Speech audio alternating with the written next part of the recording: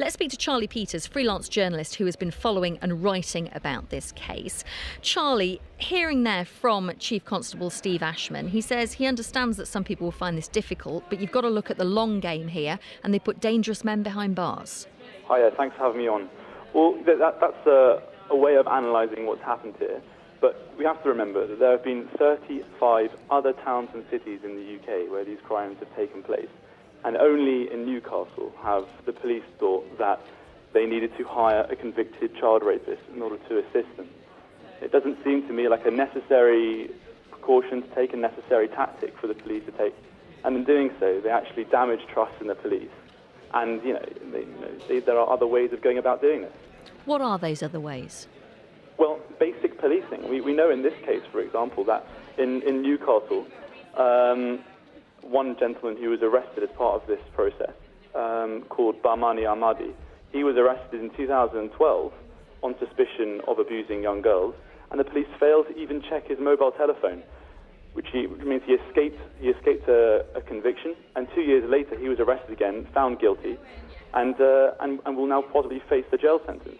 In that time, those 2 years whilst he was out of police custody, he committed sex offences against more than 10 vulnerable girls, some as young as 11.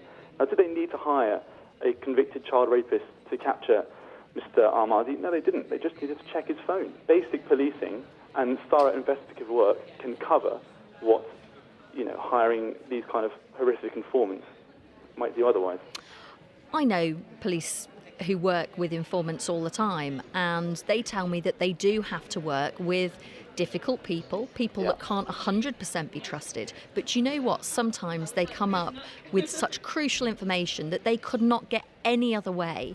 And this is clearly what the Northumbria Chief Constable believes, that this was a way to stop the abuse of young, vulnerable girls quicker than through other means. Sure. There are many cases of informants proving useful. But let's just look at some facts about this particular informant. We know that he had 13 previous convictions, including 26 offences of dishonesty. And when the police carried out a risk assessment on this informant, the very next day after that risk assessment was carried out, he was in court for a dishonesty offence. Regardless of his crimes, he was clearly not a person they could trust. And during the time whilst he was working as an informant, he was arrested on suspicion of a sexual offence against an underage girl.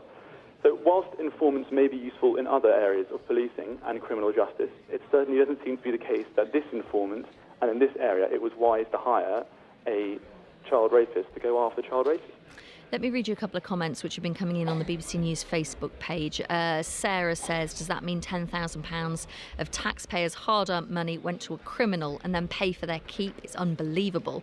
But Rach says, desperate times call for desperate measures. Well done, Northumbria Police, as this paedophile informant was able to help get those scumbags arrested, which has resulted in getting them off the streets and saving more young girls being raped and groomed. £10,000 was a small price to pay.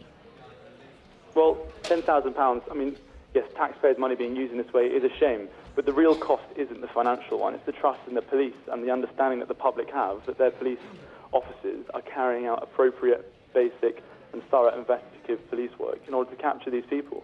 That's the real cost. That lack of trust and the damage to the policing reputation will be severe, I think. And as I was saying before, there have been 35 other towns and cities in the UK where these cases have come forward of mainly Pakistani, British gangs being convicted of raping young girls. Now, we know that's happened across the UK, and in all of those cases, we didn't need to use police informants of that variety, and there's no reason why it should have to be done in this case either. Charlie, thank you for speaking to us. That's Charlie Peters, a freelance journalist.